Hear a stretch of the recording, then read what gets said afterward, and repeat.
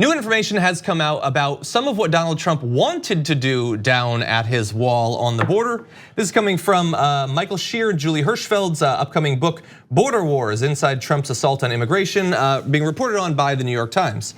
And this is a doozy, hold on to your butts. So he has said privately, the president's talked about fortifying a border wall with a water-filled trench, otherwise known as a moat, stocked with snakes or alligators, prompting aides to seek a cost estimate. And every word in that sentence is 35% crazier than the word before, ending with aides seriously tried to figure out how much it would cost to stock a moat thousands of miles long with alligators. It was probably That's the thing that was done. It was probably one of the more fun days working with this insane president. When he says something like this, and then you go, oh man, okay, so today we can at least just like estimate the cost of alligators, crocodiles, moats along an entire border length. This will be fun because we know we're not taking this seriously. This is an off day. Hey you guys, hey Jim, let's go research this craziness, and then this will kind of be a day off. Yeah, here's a sentence, shouldn't have to be said. The president of the United States wanted unaccompanied minors to be devoured by alligators at the border. That's where we're at in America.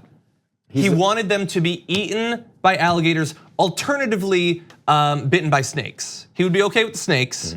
And if they happen to get past the alligators and the snakes, and he probably looked into velociraptors, turns out really expensive, where do you find the amber, all of that. They would find that things did not get much better after that. He wanted the wall electrified, thousands of miles of electrified wall, and he wanted it to be concrete. Two, he wanted an electrified concrete wall.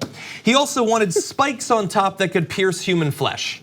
So if you jump like a cartoon on the backs of the alligators, dodging the snakes, why did it have to be snakes? You then scale the electrified concrete wall. At the top, you get impaled on spikes. That's the sort of thing, I don't know, like kids draw crazy like fortifications for castles. Does he think that the US is like a tower defense game? He's a grown adult, and this is what he brings up in official meetings in the White House. This is what they have to talk about. Wile E. Coyote comes into the room and he says, hey, I just got this package from Acme, and I'm gonna be able to swing it across the bridge and hit the Roadrunner, AKA Mexicans crossing the border, hit them right in the face because they're so fast. Again, these are human beings. This goes back to what we already see from the beginning when he says they're rapists, they're murderers, they're drug dealers, because they're subhuman and they have this superhuman strength. They can jump over moats and climb against electrified fences. Oh my God, they're coming to get us. What is the motivation, you think, for them coming to get us to the point where you think you have to put in medieval castles and moats and drawbridges at the border? No, man, he doesn't live in reality. And then again, because he'll deny it, I'm sure here, that oh, fake news, I can't believe you guys would say such a thing about me.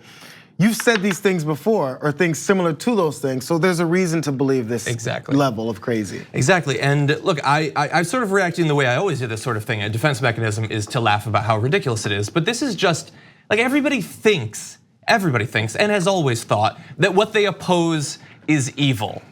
Most of the time they've been wrong. But I mean, how are you supposed to respond to this? It's a person who wants kids to be eaten by alligators. Like, how are you supposed to look at that and say that what we oppose is not the personification of evil? That the president isn't like a 300-pound bag of pure evil, like a Glad bag of ooze. That's not what we're against right now. How can you think that? And I know that I say this stuff a lot, and I've been saying it for years, but like we tried to stop him. We did. Not everyone did. We tried to stop him, and ever since he became president, we've been trying to hold him accountable, but because we knew that this is what we would be facing, and that the cost that we would not have to pay, others would have to pay, people who need our help would have to pay, we knew what would happen. And so, my conscience is clear, at least on that count. There's simple facts. Alligators have to survive. You're in the middle of certain parts of different climates. What about where are you getting the water you're putting in there? There's a zoo now. Again, like it's the detached nature of this guy from reality is off the charts. So then part of this fact finding and researching they had to do for that day was, okay, how much water, where do we get it from? What do alligators eat? How can we feed them? Are they domesticated? Do we get them from the wild? What if they get out?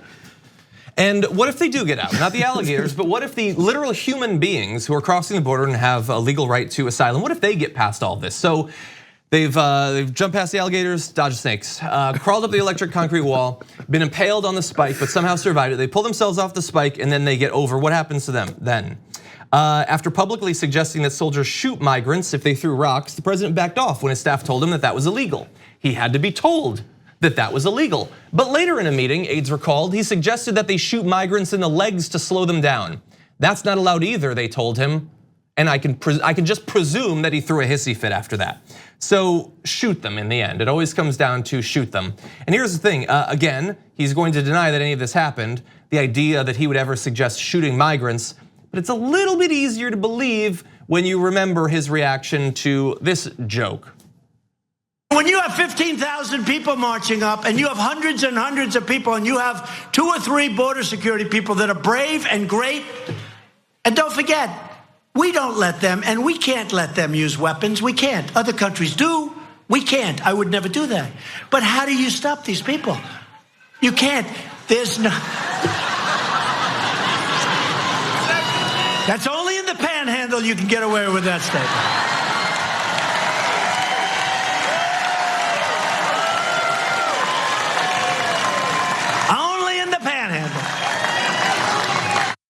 So in case you couldn't hear that, that was a supporter yelling out, shoot them, gun down these migrants, to which he jokes around, it's really funny. In the background, you have all those people just so gleeful, so happy that I'm in a place, finally I'm in a place where you can just openly joke about murdering these people. Again, it's shoot migrants in the legs to slow them down, not kill them.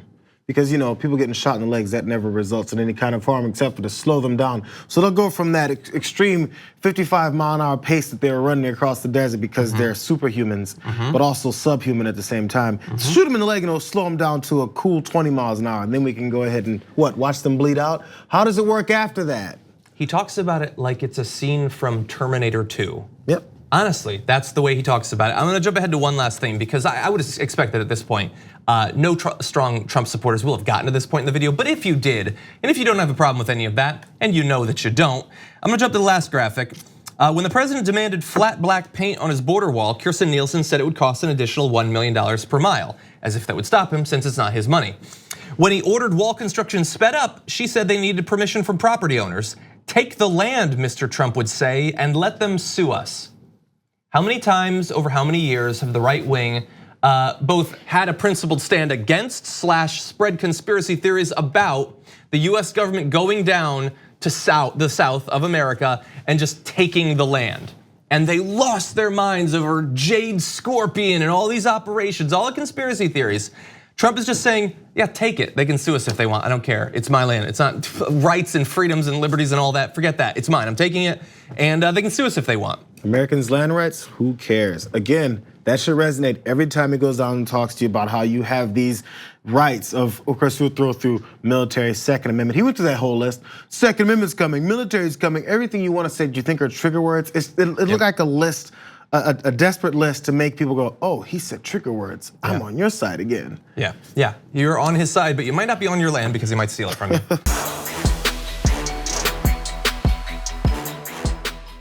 Thank you for watching this clip from The Damage Report. For more content from the show and access to TYT Network members-only exclusives, go to tyt.com/Brooke. Wait, no, it's tyt.com/John. Go to tyt.com/John to sign up.